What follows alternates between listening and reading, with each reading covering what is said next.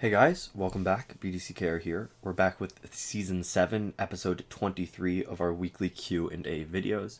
As always, if you are currently listening to this, or watching this, I should say, on YouTube, you can access this in audio-only format by visiting the links in the description to check it out on all the major podcasting platforms, which we'll be talking actually a little bit about later. But we normally like to start out with what's been going on in the week. Sometimes we talk about political stuff. Sometimes we talk about interesting things that have been happening. I think this is maybe the most interesting thing in recent memory, other than, when there's sort of big political, personally interesting thing. Okay. I think, I know, right? For a while. About. Yeah, because, well, we had to mention it. You have this in the notes, too. We're definitely going to... So maybe we'll save it for the end, only because we don't have a lot of questions, and it'll be like a nice teaser. Okay. Yeah. So instead of answering it, talk about it before the questions. We'll talk about it later. Yeah. And I think also we might include some pictures. That's a fun sneak preview too. Oh yeah, that's true. So anyways, getting into our first question. I'm sort of excited to get to the end now.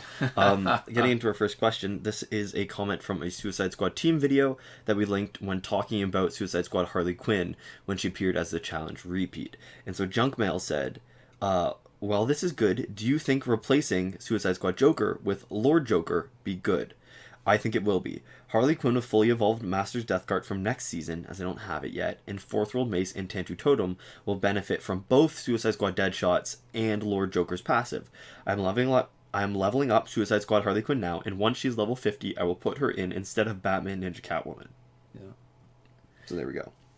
So, interesting. So, we're doing something a little bit different, too. If people who are watching on the YouTube will see that there's a small interlude right now with the Suicide Squad team to demonstrate exactly what we're talking about. Yeah, so just for anybody who doesn't know, when we're talking about Lord Joker, his passive is Cult of the Demon King, which is when the Joker KOs an enemy for 10 seconds, his attacks deal 100% life drain, and enemy life drain heals him. Gunner teammates' special attacks cause 20% damage to the opponent's tagged out teammates. And Gunners are Deadshot, Deathstroke, Harley Quinn, Lobo, and the Joker. And so obviously, it's the second part of the passive that they're talking about boosting Harley Quinn here. So my first instinct was no. My second instinct, after any time I think no as well, is it possible? Because I have some baked in assumptions, right? Yeah. Because I initially thought that the passive for Batman Ninja Lord Joker was on the shooting specials, but then when I read the passive a little bit more carefully, it's not. Because, Harley Quinn's second special that does damage is Dynamite. Yeah, so it's gunner type people, but it's not gun specials only. So I tested it, which is not what we're seeing, and I confirmed that there is splash damage, but because her special 2, at least at the level that we've got her at, the maximum damage is 48,000. Now, listen, it's unblockable, right? So 40,000 is not bad unblockable. However, if you're only starting off with 48,000, you get 20% splash. Max you get is a 40% damage boost. So that's less than 20,000 extra damage. Because that 40% I think is from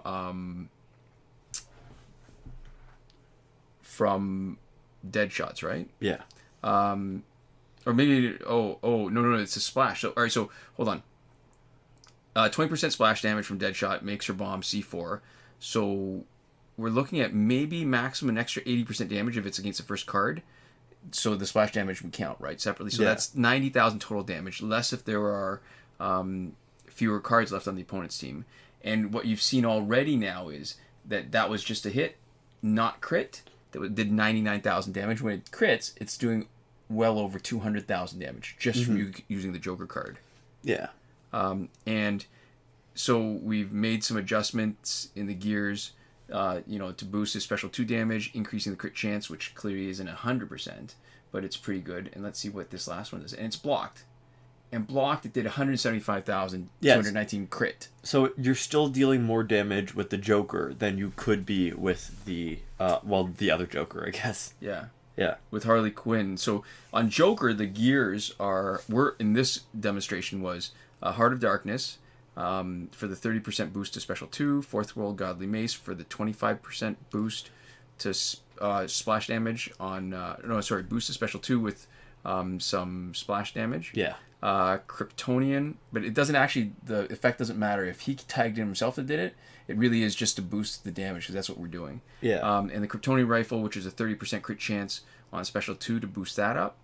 Or, I mean, a not bad alternative would be Demon Blade, because not only would it give you crit chance on special 2, but it also give you 15% boost to special 2 damage. Yeah, and I think one of the reasons why this is pretty much the best you're going to get with this team, and why swapping out for a different Joker would not be as good, is what this lets you do, is this lets you fully gear for special damage a different character.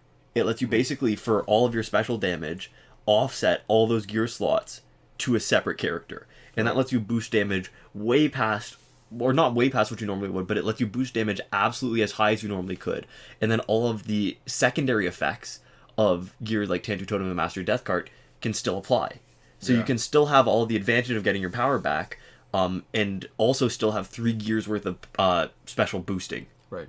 Which normally you couldn't get anywhere near that amount of damage and versatility with a single special. So if you switch out to anybody else, the other effects are cool, but this is almost, it's not broken exactly, but it almost feels like it doesn't match with what tends to be the way they balance the game, right? And it doesn't result in fights that are like, super crazy easy, right? Or that are impossible to lose to, but it lets you really boost special damage in a way that nobody else lets you. Right, and when we're talking 200,000, that's enough to knock out anybody. So that means you're really making sure she gets her power back on a damaging special. If you're only doing 48,000, there's a good chance you do your damage, and then all of a sudden you have to tag out to get to get your power back from Tantu Totem. Mm-hmm. It's just, it makes such a difference in strategy. I think it's hard to justify. I mean, it used to be that splash damage was the thing, right? Because it made such a huge difference that, especially special 1 splash damage, that before there was Tantu Totem, you wanted to get the most out of your bars of power. Now getting the most means getting it back with Tantu Totem. Yeah, which means loading it up on the person who's currently in, and increasing your chance to as close to a 100% chance of knocking somebody out with your special. Right. So what was cool, I mean, my problem was that I wasn't filming when I first started. When I considered the idea and was playing around with it, I did not film it. But there was one where all 3 actually crit, and it was before I really optimized the gears. So they were each doing 200,000. It was well over 600,000 damage from, the regular Suicide Squad Joker. Yeah. He had 0 seconds in the fight. Mm-hmm. Really nice. I guess the only weakness of that strategy, well, not the only, but one of the weaknesses is against an opponent with a revive, you're not going to get her power back. Mm-hmm. Because even though the damage counts as Joker's, the kill counts as Harley Quinn's, but if she doesn't knock them out, the revive means that, the damage taken means that she doesn't get her power back, and because the revive is there, they're not knocked out. So even though you could have hoped that because it was Joker's damage and not Harley Quinn's, that she might get the power back. But unfortunately, she doesn't. Right. Because it would be totally broken that way. Yeah. Then it would be just an instant win. And we're watching, in our recent Rebirth video, we talked about how New 52 Wonder Woman is sort of, the more I play with her, the more I make teams with her, she's sort of, to me, the ultimate support card. She is absolutely the best, only because there's so many other Justice League potential members.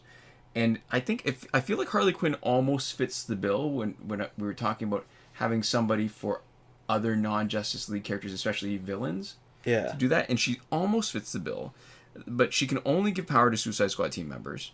And the time it takes to give power, she's not doing any damage because she's got that one choice that cycles through where she can give a bar to everybody and she can give a bar to herself. Yeah. And you saw that, like, when you got Astro Harness on, you want to be doing stuff like that, so you're actually making a difference while you're also killing time. Mm-hmm.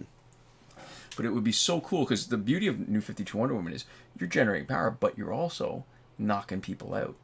Yeah. And it really makes the fight faster. This, you have Harley to spend a Quinn's bunch more of time. one or the other, yeah. Yeah, you have to spend a bunch of time. It just takes too long. Mm-hmm. So there we go.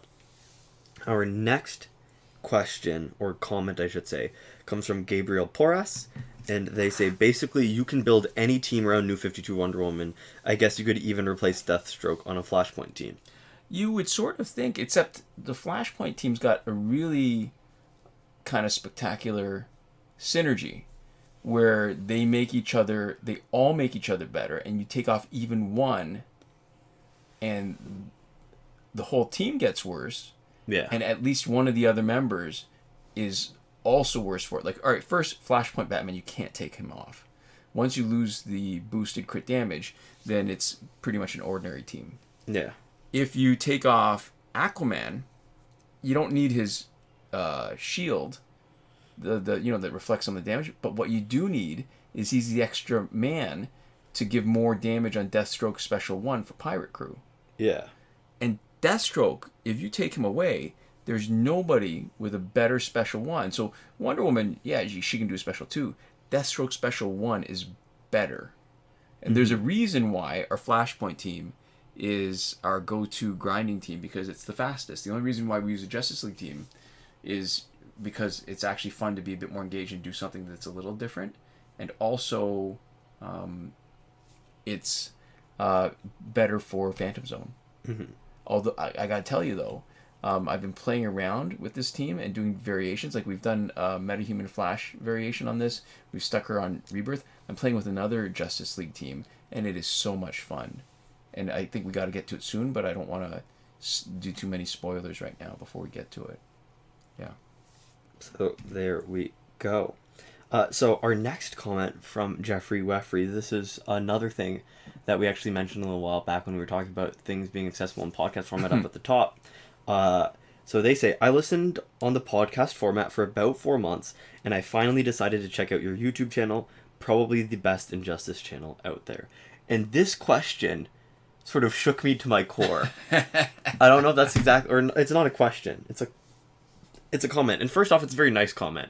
Because anybody who starts with our podcast and listens to our podcast for 4 months and then checks out our channel and likes our channel, that's liking two of the things that we do. And we super appreciate that, right? Yeah. But is I'm it so too, confused. It almost feels yeah. like... Are we like Howard Stern? Like, when he says he's king of all media, like, they're sort of intertwined. It's really a YouTube channel that we happen to release in podcast platform. Yeah, I don't know, because they're seeming to make a distinction between it. I want to know, and I want to know for Jeffrey Weffery specifically.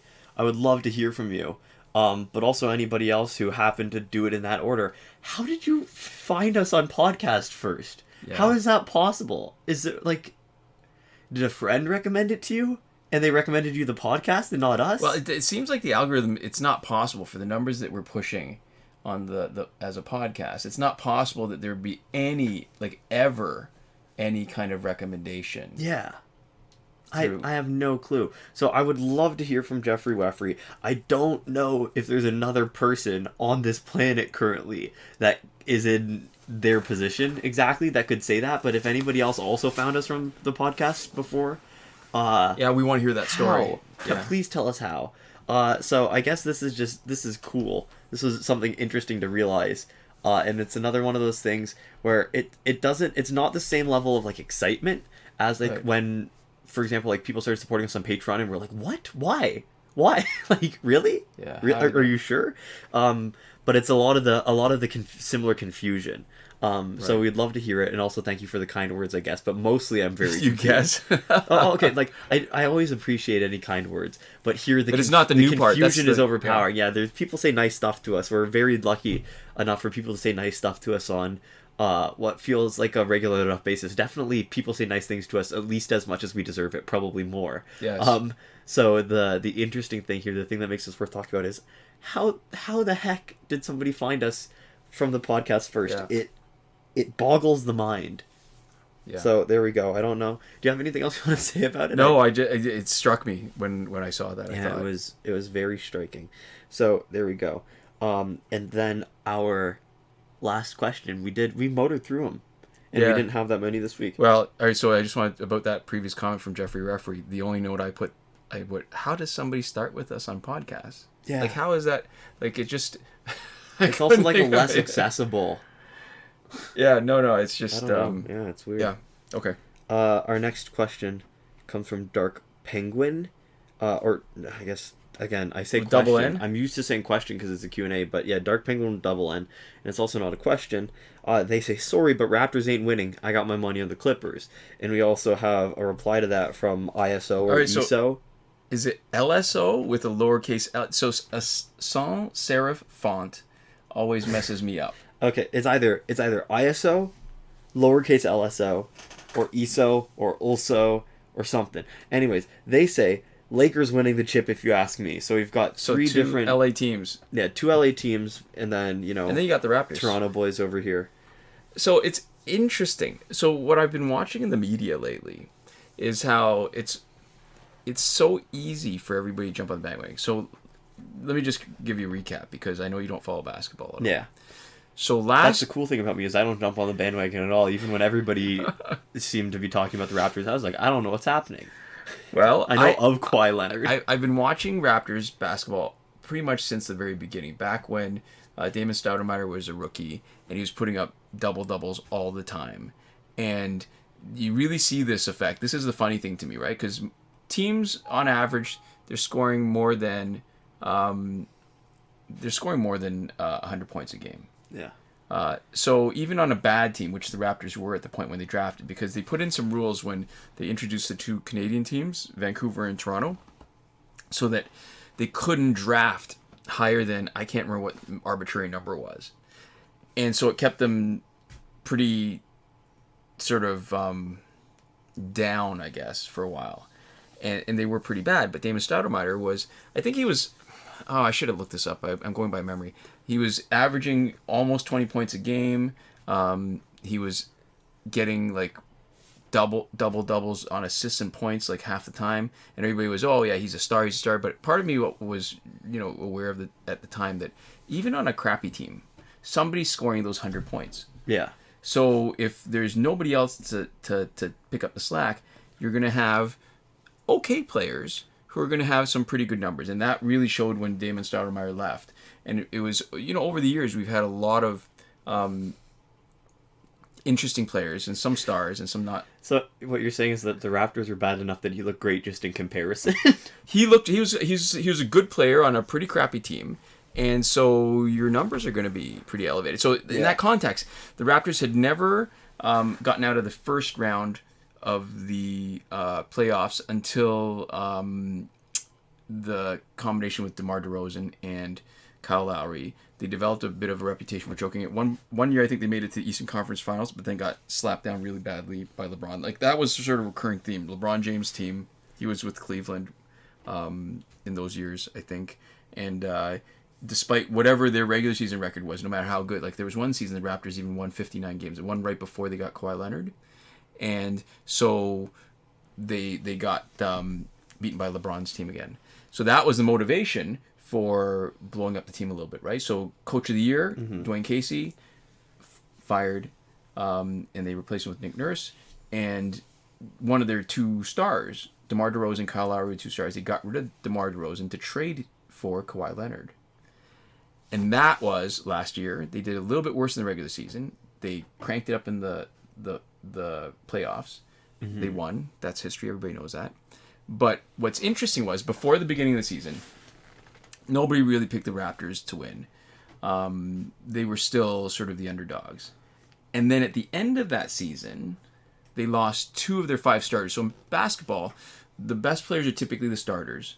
They have a rotation where, because you can't play for 48 minutes nonstop at a high level. So they have other players that sub in at different times, right? And part of the strategy is subbing in the right player, somebody who's good enough, maybe not good enough to get starter minutes, but good enough to play. So out of the team that was the Raptors last year, their 5 starters, 2 of them left. Kawhi Leonard, who was their MVP in the playoffs, and Danny Green, who was a good, what they call a 3-and-D player. So he's good at defense, which is the D, and 3 is at 3-pointers. And so they were good enough to be the starters. They lost that. Everybody was picking the Raptors to not do so well. There's some people that were picking them to be out of the playoffs. Yeah. And very few of them were picking them to be even competitive. And guess what? They're doing well. They're doing really well. They had a great regular season. And they were 7-1 in what they call the bubble when they restarted and had all the games in Florida. So now all the pundits and all the journalists are saying, oh yeah, the Raptors, I think they have a good chance. That's not what Las Vegas is saying, where they are, I think, 4th. They have a 9-1. I don't know how they do that, the odds for betting and stuff, So there's I guess if you bet $1, you'll win $9, so that's a low likelihood bet. And they picked both Los Angeles teams and Milwaukee to finish ahead of the Raptors. But now all the journalists are looking for, a good soundbite. They want to sound a little bit contrarian, to be a little bit controversial, but they're all being controversial together, so none of them are. That's interesting. Yeah, and you always get a signal boost when you make a wild claim that ends up coming true. There was, I forget what it was, I forget where it was, but there was one place where there was like a relatively like rural almanac had a misprint in their calendar, and they said it was going to snow on a random like summer day. Right. And by some ridiculous amount of luck, it actually did snow on that day. It was, I don't know, remember if it was summer, it was some season where it had not snowed on record on that day of the year for some incredible length of time. Right. And they just got super lucky. And so now, everybody knows that it was like a misprint.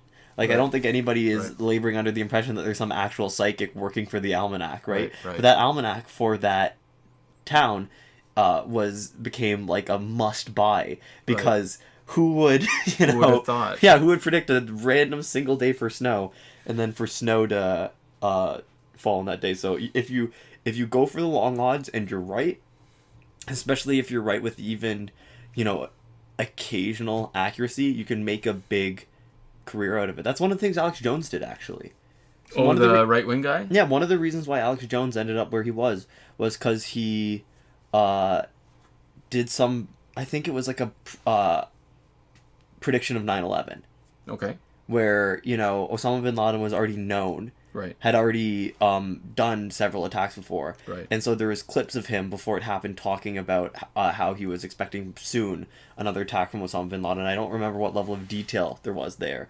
But that's one of the reasons why he got popular. And that's potentially informs why he is the way that he is. Oh, to some extent, right? Constantly, like, sort of making weird called shots about conspiracies and everything. But then when the one successful called shot makes up for all the failures after. Yeah, because you only really remember the successes for stuff like that. Okay, so there's an interesting scam that plays on that.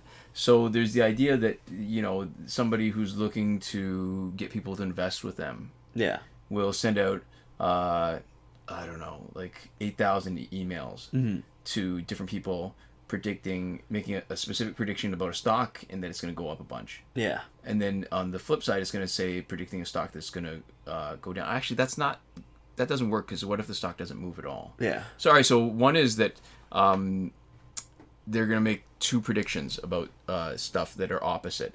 Yeah. And half of them are going to be wrong and half of them are going to be right. So on the right ones, you make another prediction. Yeah. And then half and half. And you keep on doing that for a few times. So by the time you've winnowed your 8,000 down to, you do like 3 iterations, that's down to 1,000. Fourth is down to 500. 5 is down to 250. Yeah. You've got 250 people who've seen you. Who thinks you're magic. Like so many predictions in a row. And so those people become ripe for exploiting, because they think you know something and you've got some sort of special prognostication. I forgot the G. Prognosticatory abilities. It took you a minute. So it's the idea that, and so here's the thing, right? A lot of those pundits, nobody keeps track of how often they were right. Yeah. And so nobody really notices. But one of the things that some interesting facts about the Raptors team is that every team that's won the NBA Finals, if they have had a subsequent season where they improved in all their they improved in terms of their defense, their offense, their win total, something like that. I can't remember, because their win total their win percentage actually went up this year. I mean, because it was a shortened season, they missed 10 games. They were on a pace for 60 games, but they really only won, I think, 53 instead of 58 like last year. But that if a team did that, they won the finals the next year. So I think it's looking pretty good. So if they improved all their stats, they won the finals the next year? Yeah. Yeah, that makes sense. Yeah, so they were better than the year before, but I mean, it sort of does. But I mean, a lot of it is luck, right? When you talk about like a short series of 7 games, that sometimes it's not the better team that wins, but the healthier team or the better at that moment team. Yeah. Milwaukee lost to number 1 entire league, lost to the 8th seed in the Eastern Conference. Now, this is interesting. What you've just been talking about here has reminded me of something related to sports, but also sort of related to how people end up being tricked by the way that their brain works a little bit, which I think is cool. So there is I forget what it's called. I think it might be called the 2K curse.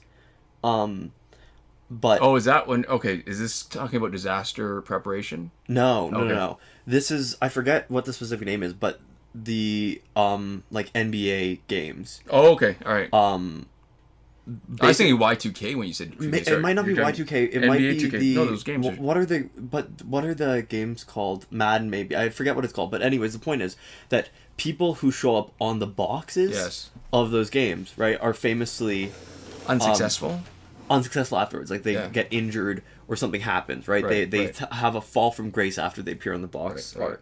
And so one of the main reasons this happens, part of it is sometimes coincidences happen no matter what. But one of the main reasons this happens is that when people are shown on the boxes, they are at the exact top of their game. They tend to be, really special. Within the league, they're one of the best players. And it's hard to stay there. Do you know what regression to the mean is? I think I do. That means that because if they had a special season, not necessarily because they were that much better, but because they just got lucky and they had a ball fall their way one time, or they something's happened in their favor that made them better that year. Yeah, so regression to the mean basically just means that when you have a less common event at either end of the scale, good or bad, the next event that happens after that is likely to sort of move the needle back towards whatever average is. Right. And so this comes up in a lot of different places, and it can trick you into thinking in certain ways that aren't actually helpful. So one of the things that they talked about is for training people. A lot of people who yell at other people, they go, when somebody screws up and I yell at them, they don't screw up after that as much, right? Right. And so to them, it seems like it makes sense. Somebody messes up, you yell, they stop messing up. My yelling was successful. Yeah, your yelling was successful. But they look at it, and if you're nice, it's actually better off because, even if it's exactly the same, the employees feel better. But what they found is screwing up, making a mistake, and, the more somebody yells, the bigger the mistake it was, right? The more they feel like it's effective. Mistakes aren't super common when people get used to their jobs. Right. So if you yell, they're less likely to do it again. If you don't yell, they're less likely to do it again. If you're nice about it, they're less likely to do it again, and they like you better. So they're more likely to be better for you in other ways. Right. So when people are rude like that in punishing mistakes, it feels like it works. In the same way that, it feels like a lot of the people who get put on the NBA boxes, those game boxes covers, do worse because they're up there. But in both cases, it would probably happen to them anyways, and you would actually see potentially even the opposite effect if you had, up and coming players, people who hadn't reached their full potential yet, and you're putting those people in the game boxes. You'd be just as likely to see the reverse effect where those people, it's like, oh, a lot of them actually do a lot better. I want to be in that box. Yeah, because then a couple of years later, they seem like they're reaching their prime, right? Just as where if you've got somebody who's good at seeing potential future talent, right? Putting them on the box would have the opposite effect, where it's more just that somebody good enough to be on a video game box for that sport for that year is unusual. It is unusual that anybody's that good, and in a sea of people who do this full time, who it is their job, and who are the best people in the world at this thing, the best person out of that is spectacular, and you can't do that without at least a little bit of luck. And so that's why the people on that box always sort of go back to the mean. And I think that speaks to the same sort of way that the way our brains work, right? Where simple probability can look like something really special when you frame it in the right way. Yeah, or look like something it's not. And I'll speak to baseball too, right? Because a lot of baseball, at least, I think the random events are way more important. Somebody was saying, if you just, one of the hits that you, or one of the outs that you make each week drops in for base hit instead once a week, It does something ridiculous to your batting average, like raises it by like 20 or 30 points. Yeah. Out of, so the difference between a 270 hitter and a 300 hitter is huge. Like one lucky shot a week. And it might even be something bigger. I can't even remember what it was. Yeah. But that, so especially in baseball, the fact that when somebody has a really great season, they can still be good, but they may not have. I mean, that's why somebody like a real superstar like Mike Trout is so special. Yeah. Because of consistent year in, year out production, despite all the other stuff, which tells you that a lot of it isn't so much exceptional events as he's really just that good. Yeah. So I guess what that speaks to is that different sports have a different focus on either the sort of mistakes that happen or the lucky things, right? Right. And in really high-scoring games like basketball, Yeah. I think mistakes are probably more damaging, right? Where if people are going to be scoring highly, right, people have good high stats. And it's if you screw something up, like you get injured or something like that, matters a lot more Right. than sort of playing and making some good plays, because you make a lot of good plays in games no matter what. This is why basketball is so much fun to watch. I was talking to a friend of mine who doesn't watch basketball but watches other sports. And I think I was explaining to him. So, but basketball, look at the score. What's fun to watch in a game when you're watching sports? When scoring happens. Yeah. And so there's so many more opportunities for somebody to make a spectacular play that has an impact. So you look at hockey, people can make plays. If there's no goal involved, you have a 2-1 game. Yeah. How much, or soccer even, or as the Europeans would call football, how many times there's lots of plays throughout, and I guess if you appreciate the game, scoring doesn't matter as much to you, but for the casual viewer, scoring is great. And seeing lots of great scoring plays in basketball is so much fun.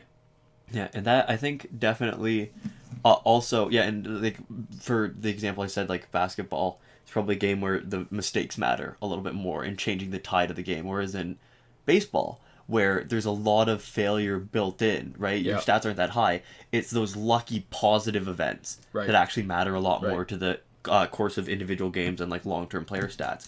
And that definitely extends into multiplayer video games, I think, a lot. I see, I don't play Rocket League. I've been watching some Rocket League YouTubers recently, and I heard one pro was talking, and they're like, everybody's at such a high level in the game that when you have a professional match, everybody's so good, and it's so hard to see any openings. Everybody's defense is pretty good, and people are good at reading everybody else. And so when you get into an actual professional match, as soon as one team scores a goal, the other team is like, oh, we basically lost. Because they're so evenly matched that it's really hard for either of them to sort of wrestle control. So that's a really low point scoring game where if somebody makes a mistake, and the person who you're playing against is able to capitalize on that, where the mistakes are much more significant in figuring out the course of the game, because if you guys are both playing well, nobody's scoring. And one person leaving an opening is how the game ends, is somebody messing up and somebody else being able to capitalize on that, at high level play at least. And I thought that was really interesting. Right. Because that reminded me a lot of, some of the conversations that we've had about sports. And I mean, Rocket League is probably like the closest analog to sports and video games directly, because it's, it's a very highly skill-based sports. Like, it is a sport. It's just not a sport that you're sort of actively expending any effort in. It's different. So here's the thing. I've seen this argument, and I the more I see it, the more I believe it. Yeah. That a lot of the players that would be good in one sport would be really good in other ones, barring whatever kind of physical attribute advantages, like being really tall. Like Jose Altuve is a great athlete. He's a star baseball player, but because he's so short, he would not be a great basketball player ever. Yeah. Well, he might. I guess there's Spud. All right, so you hear about the guy, Spud Webb. He was like 5 foot something, like not much. He could dunk the ball. He actually dunked in a game. Wow. Okay. So, barring those kind of physical attributes that give you a much bigger advantage, that a lot of what comes down to making athletes good is their hand-eye coordination. That was the case with Michael Jordan, wasn't it? Yes and no. Okay, Michael Jordan. So, did you watch The Last Dance? No, I didn't. Okay, so I remember this happening when it was happening. I mean, I was paying attention to basketball and baseball when he took a year off right after the Bulls had won 3 NBA finals in a row. Yeah. And part of me thinks that if he hadn't done that, he never would have won the other 3. Like, he couldn't. I don't think their team could have won 6 in a row, because there's something about maintaining that level of excellence that really is draining. Yeah. So he went... And also, it's got to be more stressful with each year. There's got to be more and more pressure on you, right? When you're like the star player that's bringing your team, to win, and that all that pressure on your back. And some people thrive under that, but I think there's a certain point where you get diminishing returns, and it really does have to sort of take something away from you. So he went to... Because the owner for the Chicago Bulls, and I'm going to screw some of this up because it's not like I really pay attention to it. This is all by memory. So the owner of Chicago Bulls also owned the minor league, or owned the Chicago White Sox and the minor league team. So kept paying Michael Jordan his salary as a basketball player while he was in the minor leagues. And Michael Jordan had an okay start. He got a few hits, but ultimately season, if you just looked at the numbers, wasn't that successful. I think he hit like just over 200. But when you think about the time that people put in to train themselves for the specific sport and the skills for that, he was doing really good for just swapping, like... Yeah, and there were people that they got in The Last Dance to say, I'm sure they could have gotten somebody, I don't know how accurate it was, but they were saying that they believed that if he'd had more than just that one season, he could have developed into, he would have made it to the major leagues. Yeah. So, there's going to be fringe players, but I think all the really good, they don't have to be Hall of Famers, but maybe all-star players potentially have the ability. They just need to train their bodies to develop the strength, the specific strength and the specific skills. But a lot of the successful athletes have the kind of fine motor control that they need. And that brings me back to you talking about professional esports. So I think the best esport players do have the coordination that potentially they could be athletes, but maybe for whatever reason they're in video games. Maybe because that was more accessible to them. Yeah. Maybe they have some physical limitations that would make it hard for them to play sports. But that their ability, the integration... There's a certain amount of analytical mindset that matters. Yeah. I think one of the things that makes it different in video games versus sports is that video games can be so different in what they present you with, your method of interaction and what you're actually balancing, what data you're balancing. Yes. So I think in some cases, there are some people because in sports, I think they're all similar enough that if your mind is sort of tuned to understand one, right? The similarities in terms of what you're doing, the information that you're managing, like teams of people doing stuff. I think it's not homogenous, but I think it's more homogenous than video games, I would say. I'm gonna respectfully disagree. So I heard something about LeBron James, which was really interesting about that, and it ties into so data compression, right? How JPEGs are compressed data for pictures, MP3s are compressed data for audio. Yeah, that somebody was interviewing LeBron James and had this insight saying that LeBron's ability to remember stuff about a basketball game is like incredible. Like when he looks, they're talking about a specific game, he could remember where somebody was, what they were doing, what would happen. And I think part of it is that because it is so, you've had so many years of playing, you're able to take in the data, pull out what is important without making a lot of conscious effort, and then use that quickly. Yeah, like you basically have like a good predictive algorithm for like how people play. Right, so there's visual cues that they can pick up on without being aware of it, and they can actually integrate it. So it'd be, to me, it's like data compression where there's so much going on, but they're able to pull what they need to give you the most important part of the picture, and then take advantage of that because of all the other parts that they've done to become good at the game. Yeah. Right? Practicing shooting, practicing whatever, ball handling, all that stuff. There's another point I was going to make that was sort of related about how when you get really good at it, but it totally evades me. I might come back to it if it pops into my head, but that there's that kind of specializing makes a huge difference, right? Because I'm sure that those kind of skills wouldn't translate into another game. I'm like, Dennis Rodman. So Dennis Rodman got in the Hall of Fame.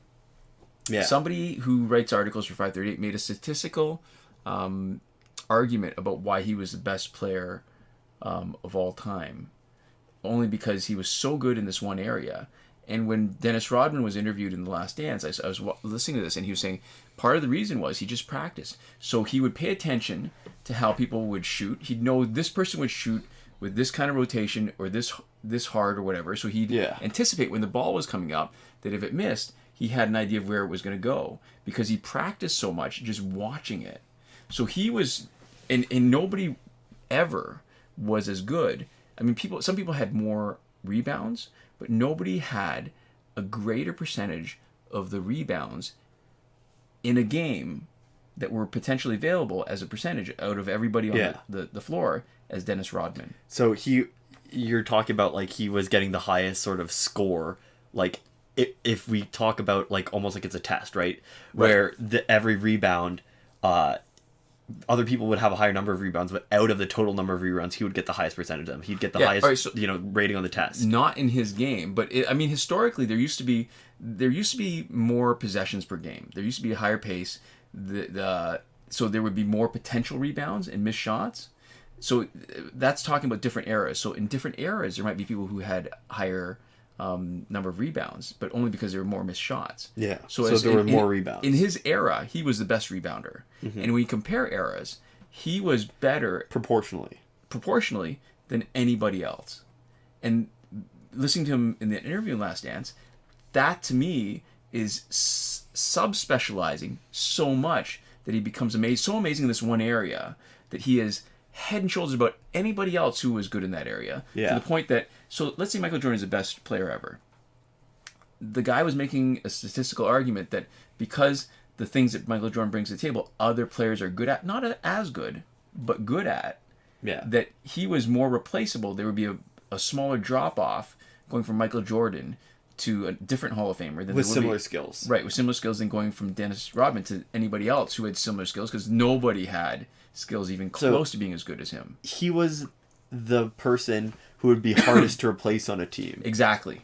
And everybody else was sort of good in similar ways, whereas he was good in a whole unique way that was an asset. And, just like anybody else, right, it's basketball could never be a full team versus one person. No matter how good somebody is, you need to be integrated in a good team for it to work. Or at least a good enough team. Well, that's why some of the counting stats in basketball can be so misleading, right? Because, like I said with Damon Stoudemire, he's got great counting stats on a team, on the Raptors when they were an expansion team, because somebody has to score. Yeah. And might as well be him. Because he was the best player on a not great team. Mm-hmm. So that's interesting. Yeah, it is. It blew me away when I first read that article with Dennis Rodman before he got in the Hall of Fame about how he was the best rebounder of all time. He made the biggest difference in the teams. This was when they were first starting to look at the advanced stats for basketball in ways to try to figure out how much people were actually contributing. Yeah. And Dennis Rodman was the best in so many ways because he was actually on a bunch of different teams. So he made the biggest difference on crappy teams, which you expect with a good player. He also made the biggest difference on good teams. So he had an impact making bad teams better and great teams better.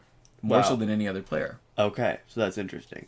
Yeah. So I think higher level data analysis like that is so cool because a lot of times you learn stuff that's really not necessarily intuitive, and once you find the result, you're left sort of going, okay, why?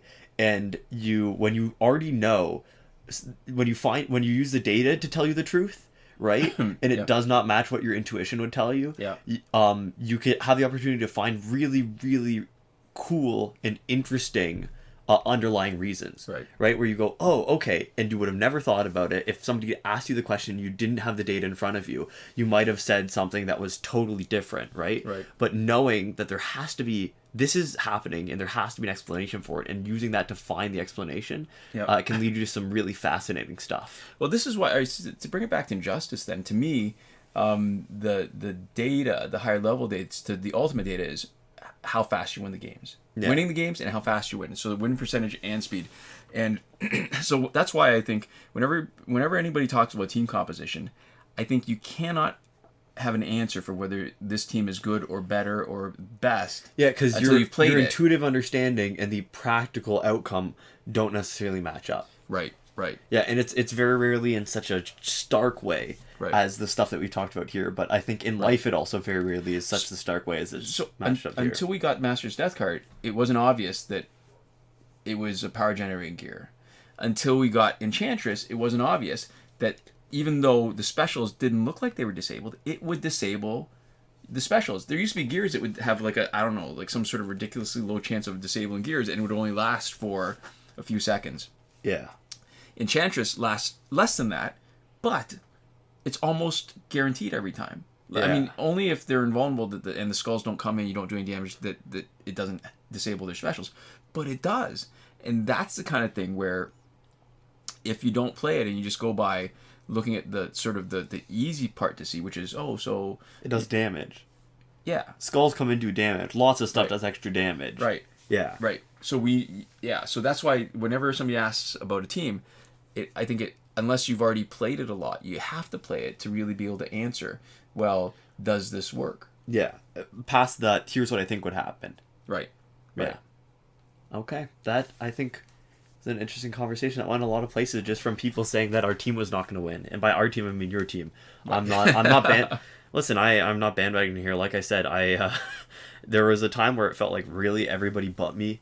Right. And there's still some other people. I know there's always people who don't care, but it was really sort of like a cultural phenomenon. And it's not that it was like a point of pride. I don't think it was better to not. There was, for a lot of people, even for the people who were just bandwagoning, it was a lot of excitement. There was a lot of community. I think it was a net positive thing. Right. I'm just saying I couldn't bring myself to care about the Raptors. Not that, not that I was like, I'm too cool for sports. I think sports are great. I think there's a lot of really interesting stuff. I'm saying it like it's a point of pride, really, when maybe it shouldn't be. But and I've got a funny attachment to them because I remember when the expansion team came out, I was working in a rural area, so I was away from family, and I was living in a colleague's basement. Yeah. And this was during the winter, and there was in some of the evenings there was nothing else going on except Raptors games, and I would watch the Raptors games. There we go. So I've got a loyalty to the team. Yeah. That has more to do with the Raptors than it does with them winning now. I guess because of you, I do have a secondhand loyalty to the team, but other than how I would be disappointed if a lot of people I know who like sports would be disappointed, I don't really have much personal stake in them. Right. Fair enough. So there we go. And now we're getting to the exciting part. The so most exciting part. I'm gonna note start talking about it at 47 minutes and 22 seconds, so we can put some pictures in. But we have been, I don't even know how to phrase this. We have been chosen by a cat. So this is interesting. Can I maybe give a bit of background? Yeah, sure. I've never had a pet except for fish in an aquarium. That's not what most people mean by pets. Yeah. Most people mean something that you can interact with more than just looking at them. Mm-hmm. And if you're doing more than looking at the fish and interacting with them, you're doing it wrong.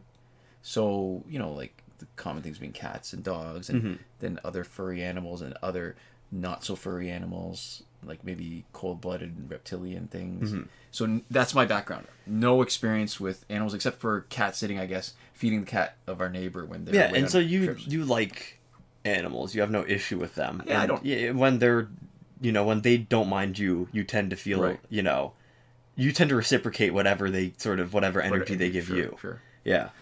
So on Sunday, a cat wandered into our backyard. It was sounding like it was upset, and there were crows harassing it. Basically, yeah. Yeah, there was a lot of crows cawing at it, and we heard just a bunch of meowing.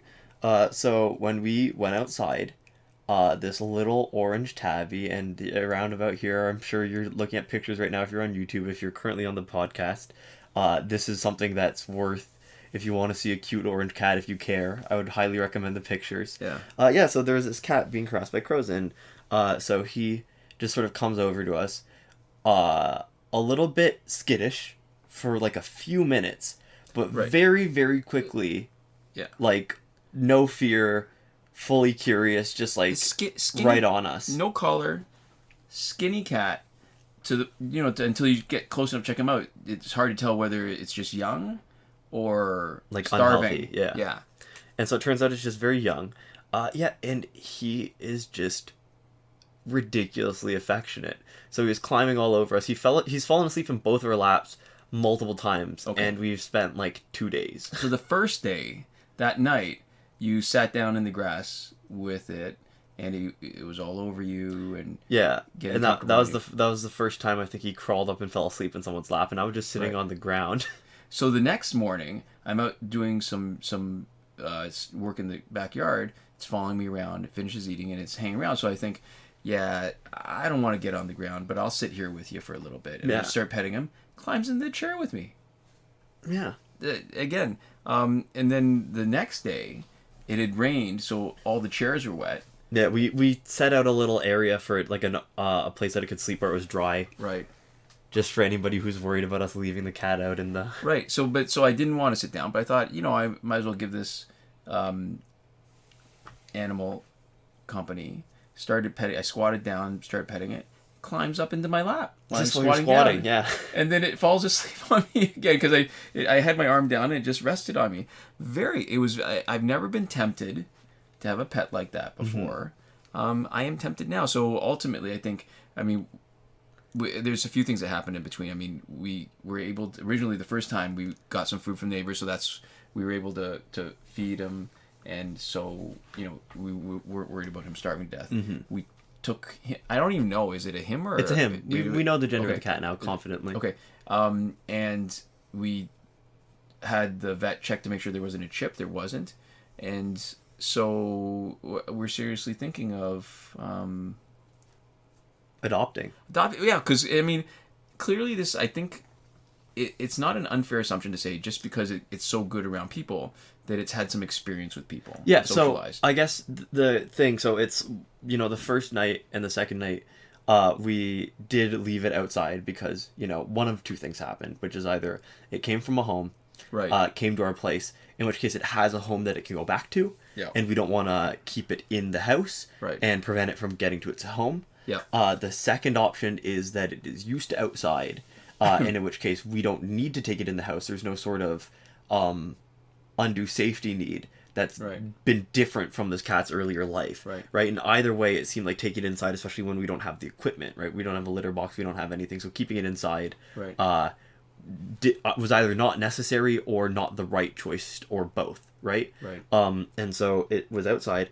And so the update for today, this is really recent, and so as the story is progressing, what's happening right now is they are at a shelter being checked out by the vet. We had a very nice and lengthy conversation with both the woman who took calls, the intake lady, about what would happen, what the process is, what the facilities are like, how traumatic it is for them and everything. And then we also had a absolutely wonderful gentleman come out to take the cat itself, who spent a good half an hour in our backyard talking with us, giving us his opinions on best practices for raising cat if we did choose to adopt, and then also just befriending the cat before putting him in the box to make sure that he was okay. Yeah, because to me, there's certain things that, I don't know how surprised I should be. The fact that the cat was totally willing to go into the carrier with really no guff when we took him to the vet the first time to look for a chip. Yeah. The fact that he's so careful with his claws. Yeah, where he really makes an effort actively on our bare skin not to pull out his claws at all to scratch us. Right. So he grabbed my shirt near the collar with his claws to hang on. It didn't scratch me at all. Yeah. And he reached out his paw without the claws to play with the stubble on my chin a little bit just to check it out. Yeah. Climbed up on my bare legs to get up on me without claws. Yeah. That was kind of cool. He's very well behaved. So the person who picked him up said he almost certainly has been domesticated. So there's at some point he spent time in some house. But from the way that we were interacting with the cat when we picked him up, he was like, there's just a decent chance that he likes you guys enough that he doesn't actually want to leave and go back to wherever it is he's supposed to be. Right. So he's there. He's getting checked out. He's going to spend the next couple nights there. He's got a good space, large enclosure, minimum amount of being cooped up. He's not going to be in with other cats directly, so he's safe. They're feeding him. They're checking him out with the vet. And that's just an opportunity for, if there's anybody looking for him, they get 90-something% of those calls to the place that he is at right now. Right. And then after that, we're going to have the opportunity to potentially take him back. So, I mean, I'm not averse to the idea of animals in general, but I'm not positively inclined in general, only because it's a large group of different animals. They all have different personalities. Yeah.